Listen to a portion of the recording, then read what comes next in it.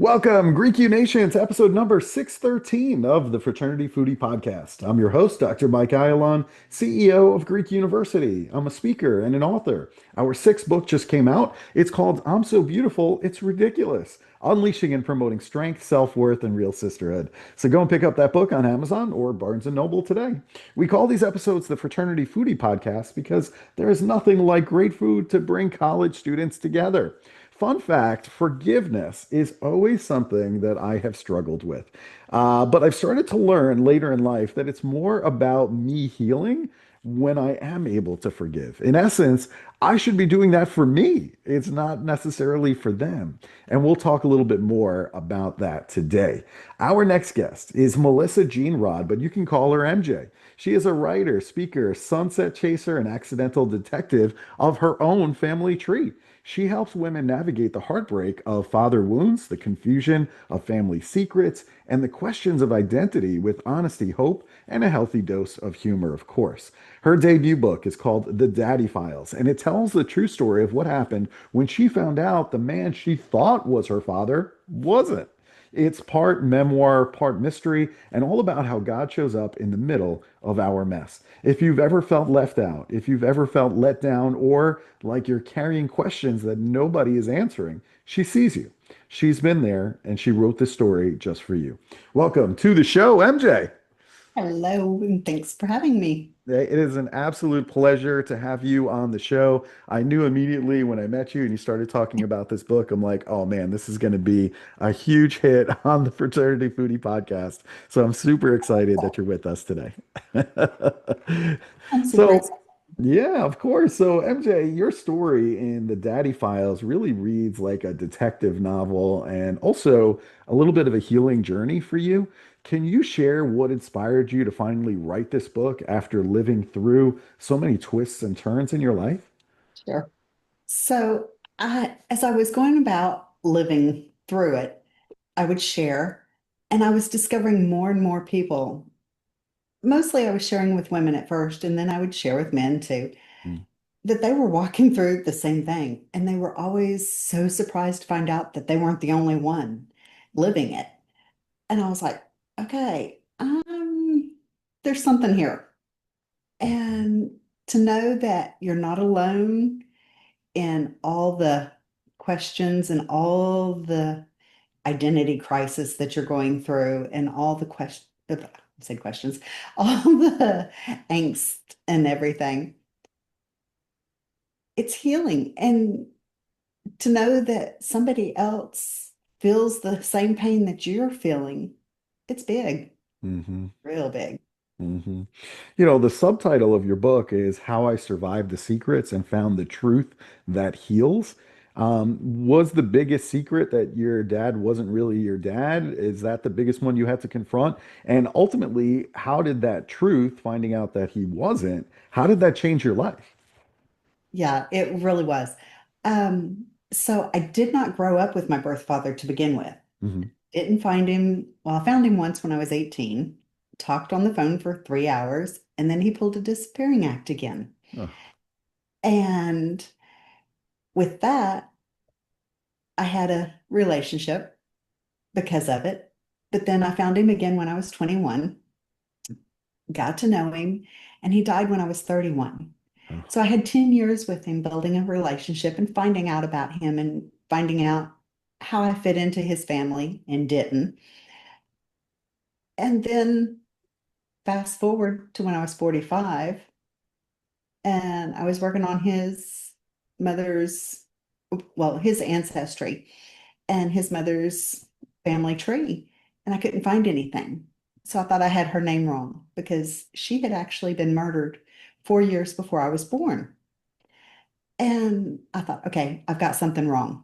So I was looking through all of his paperwork that I had of him, his birth certificate, his death certificate, his military discharge paperwork. Well, on his military discharge paperwork is his blood type. I knew my mom's and I knew mine. And as soon as I saw his, I heard a voice say, "He's not your father." I wasn't good at science. So it took me 3 times to pass biology in high school. I was not good in science. So I was like, okay. So that was a biggie because Mhm. here I'd gone my whole teens searching for my father with all these questions and all this identity, all these different issues of daddy issues. And here I was at 45, smack dab in the middle of it again. Mhm. Mhm. And Yeah, I mean, I think a lot of the college students who are listening right now, they might not realize just how much things that happen in your childhood really impact you as an adult. I'm they not sure that do. they necessarily make that connection. So, they struggle with identity and belonging, but, they're not necessarily making that connection. So I'm wondering, how did growing up without a father shape all of the decisions that you were making in your late teens and early 20s? Okay. The biggest one I realized when I was writing the book was that, so I mentioned that I talked to him on the phone when I was 18 for three Hmm. hours. Hmm. He was supposed to call me the next week and he didn't. And so I gave him some time. He didn't. So I finally called again and the number had been disconnected. No new number. So I wrote the address I had. The letter came back, no forwarding address. So it was like, here I've been abandoned again. I'm not wanted. I'm not loved. This is my senior year of high school, a couple of months before I graduated high school. And I'm going through all of this again of not being wanted, not being loved, not being wanted, just all of that. I graduated. I didn't date much in high school. Let Hmm. me preface this here. Graduate high school. Right around the time I graduated, a family that I babysat for introduced me to a guy that the dad worked with. Went out on a blind date. We quickly got engaged. From June 6th of me graduating high school, a couple of weeks later, we were engaged. We were going to get married August 29th of that same summer. Oh, wow. So, yeah, it was bam, bam, bam, bam. 2 weeks before we were going to get married, he broke it off. I realized in writing the book that that whole relationship was rebound. I didn't, my father left me again. He walked away from me again. And here was this guy who said he loved me and wanted me. And I latched on Hmm. because I needed to be loved. I needed to be seen and I needed to be wanted. And he said he did.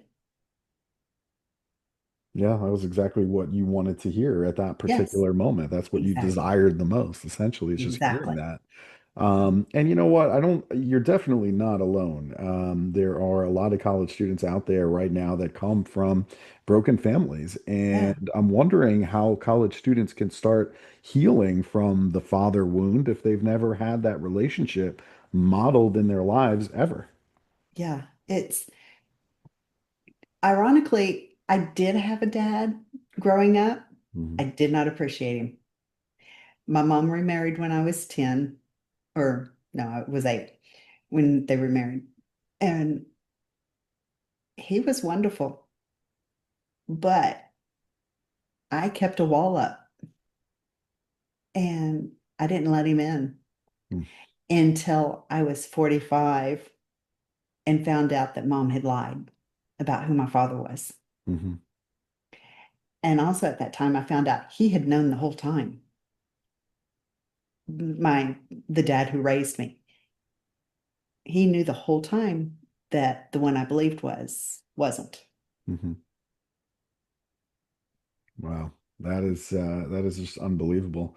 But I think it also brings up a good point too, which is that while you didn't have a relationship with your biological father, you did have somebody in your life that Right. was there and ready Yeah. to assume that role, but you didn't let Yeah. him in.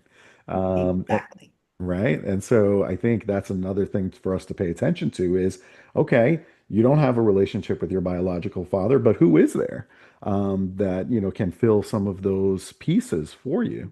Mhm.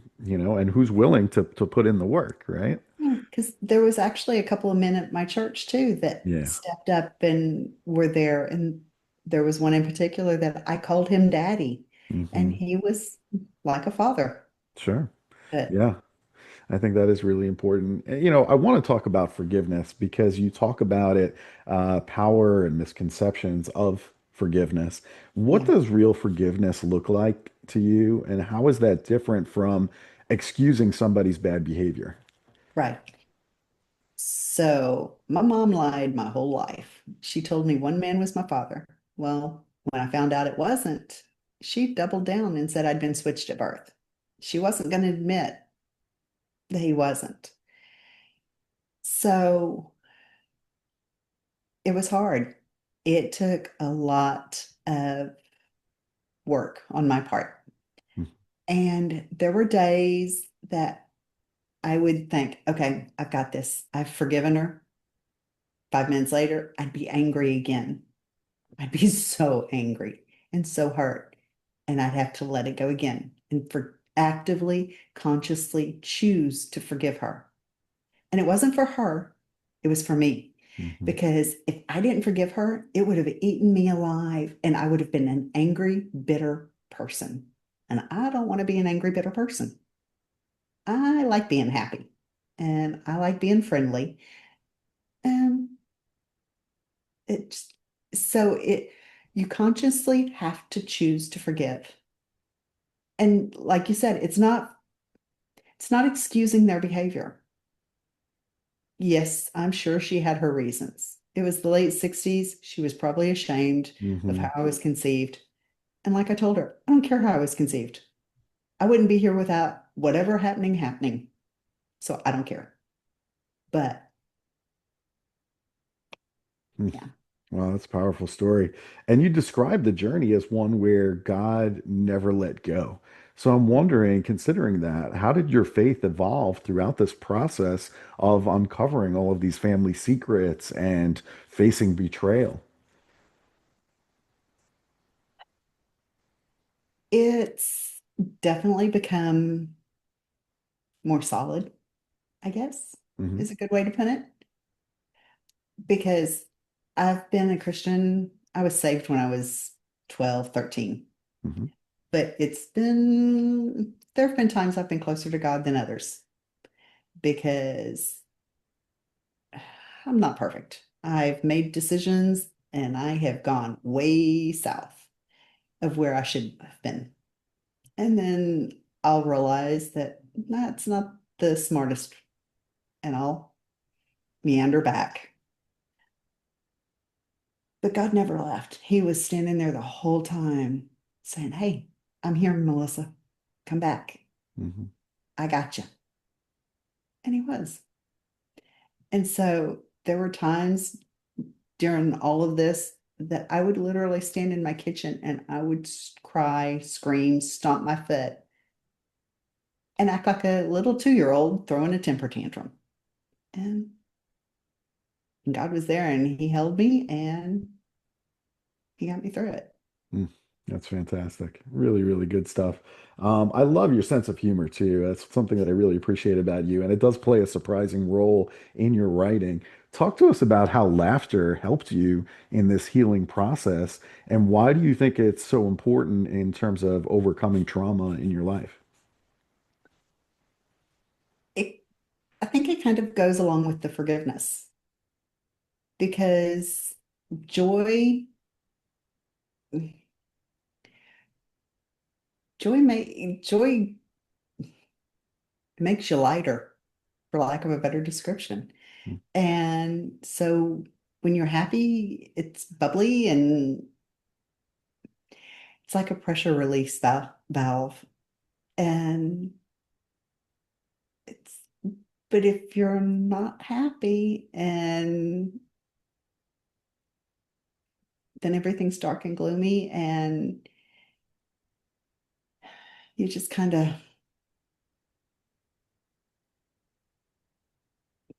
I don't know how I want to phrase that. Hmm. Yeah, it just, that's me. I've always said that I'm a Pollyanna, glass half full type of person. I always see the positive to Yeah. something. I Hmm. mean, if I catch a red light, okay, I needed to slow down. If I get pulled over by a cop, okay, it kept me from getting in a wreck. Or, I mean, I always look at the positive, Yeah. which I think that's annoys people tremendously. Yeah. I mean, listen, I'm the same way. I'm also definitely a glass half full guy, and most people can tell you that about me. I think what has been helpful for me is also to surround myself with people who are also realists, people who can pull me back down to earth when I start to get out into the stratosphere, Well, right? fun. Yeah, I mean, so you need those people in your Yes, life to help you do. ground you a little bit when you're like overly positive about things, when you should really be like, all right, I understand that you're so positive about this, but let's look at it from all sides, right? Let's look at some other I, pieces to it, right? I, even though I say I'm positive and glass half Hmm. full, Hmm. I do also, this is going to sound really hilarious. Um, I will do worst case scenarios. Hmm. I, which sounds totally contradictory, but I do. I will plan out worst case scenario of everything, and then I go for the positive. Okay. All right. Yeah, So, I could totally see that. So that's, and I think it's a result of what happened to you as a child. I mean, a lot of that is exactly what has happened. So you've taught yourself that as a young yeah, kid, and now you continue to do those things as an adult, right? It's just, yeah, yeah, it's pretty really much. fascinating. Hmm. Hmm. Really fascinating how that happens, just because of your experiences. You're just a reflection of that. So, the other thing too is technology is always getting better. And Yes. the DNA test was really a turning point in your story. Yeah. What was that moment like for you emotionally when you got that DNA test? And what advice do you have for others who discover unexpected things about their families through DNA testing? Because I think that's becoming more common. Oh, yes, it is. Hmm. Uh, so, because my mom wouldn't tell me who it was, I had to go the DNA route. Well, I played detective first and got as much information as I could. Couldn't go far with it. And then I went to ancestry.com and 23andMe and did my DNA. Hmm. And I got it as close as a second cousin, and then we couldn't figure it out. So I ended up hiring the progenealogist at Ancestry, and they are amazing. And when I got that report, my dad was actually with me, the dad who raised me. Hmm. So he was the first person other than me to find out who it was. And it was, I was like a kid on Christmas morning, birthday, all wrapped up in one, opening that report and finding out. And they had actually narrowed it down to two brothers. Unfortunately, both of them were deceased, and neither of them had any known children. So they couldn't narrow it any closer to that legally and definitively. But because of their ages and the fact that one was in the Air Force, one was in the Army, and where the one in the Air Force was stationed, ding ding ding, he was the winner because Hmm. of where my mom lived when I was conceived. And Uh-huh, so, uh-huh. So you narrowed it down just based yeah, on location and things like that. yes. You were able to figure that out. Man, that is just It incredible. was, yeah, it was pretty amazing. Yeah. And, but then after that, contacting his family, talk about nervous. Yeah. because what are they going to think? Hmm. So Hmm. What advice do you have for others that are kind of going through a similar process? What would you tell them?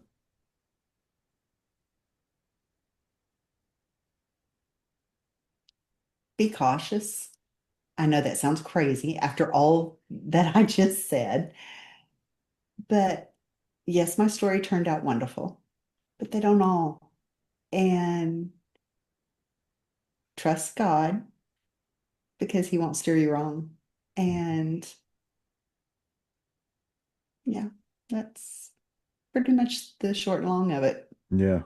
I'm wondering, after all of this, how did your relationships with your mom, your adoptive father, your biological family, how did all of those relationships change after the truth came out?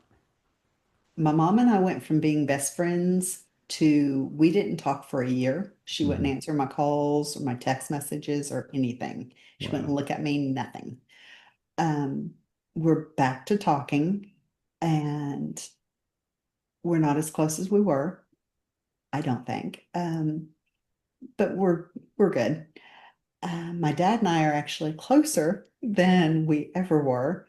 He calls how she and I used to talk and text every day, multiple times a day. Hmm. He and now talk almost every day and text at least once or twice a day. Hmm. Um, so that's kind of funny. And then my birth father's family, they are amazing. Hmm. They welcomed me with open arms, without hesitation, and they have been, yeah, they're amazing. Mm. That's awesome. And not every story turns out as great as that. I mean, I think you're really Exactly. lucky, right? In Yes. terms of Oh, how it all turned out for you, because definitely. others, they find dead ends and people that are Yes. not as accepting. Well, my, I call him my fake birth father. So the one that I thought was my birth father originally, Hmm. his family wasn't as accepting of me. Right. And which is really ironic looking back now. So, Mhm. but yeah, Yeah. Well, listen, I'm happy that it all turned out really good for you. And and now your adoptive father is like that person in your life that you're texting all the time, which is great. I think yeah, it's fantastic, and it all worked out maybe the way that it should have, right? that's exactly what I say.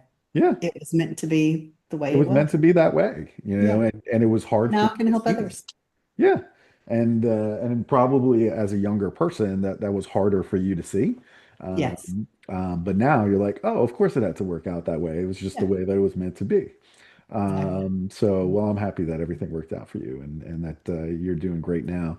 I'm wondering, though, if you could go back and talk to yourself, that 20-year-old, the one that was endlessly chasing love and acceptance and that desired that so much, what would you tell her if you could have a conversation with her now? Yeah.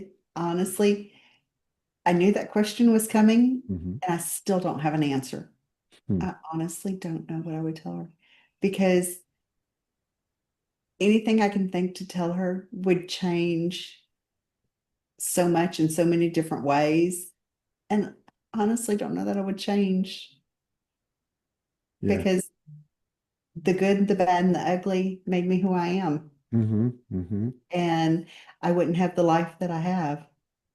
So, So everything happens and for I a wouldn't be reason. me. Right. Exactly. Everything happens for a reason. And so just kind of let her go through that Yeah, in order to get to your best self on the other side, essentially. exactly. Right. Yeah, it's really Yeah. interesting. Just I mean, I see that maybe, too. maybe not be quite so careless in some of my dating choices Hmm. Hmm. That's fair. and and be a little bit wiser on when I went out with guys, not put myself in some of those risky situations that I did. Right.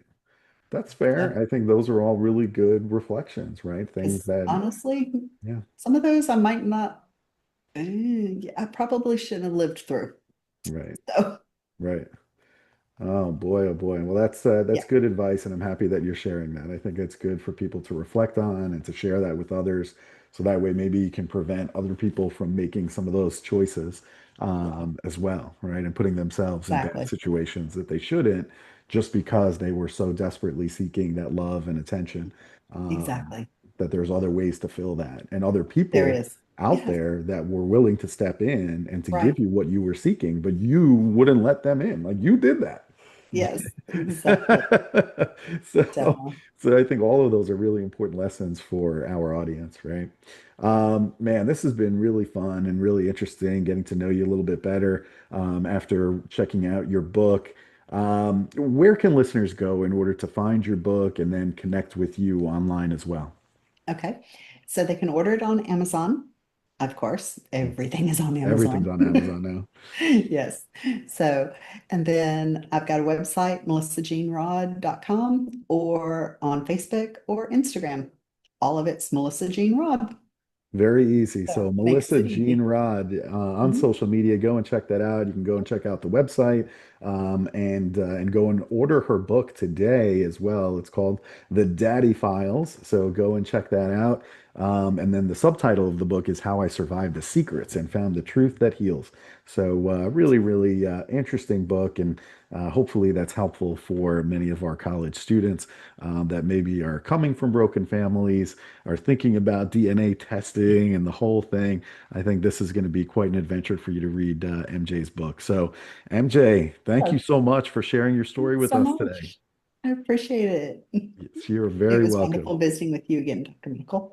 Of course, of course. It's my pleasure. And to our listeners, if you enjoyed this conversation with MJ, I want you to like it and I want you to share it with other students that you think could benefit from this story. Because I know that you're thinking about somebody in your life. You're like, man, I got to get this book and I got to get this interview over to them. Share it with them, share them and show them what they need to see. So thank you so much for our listening audience. We hope you enjoyed it, and we'll see you on the next episode of the Fraternity Foodie Podcast. Bye for now.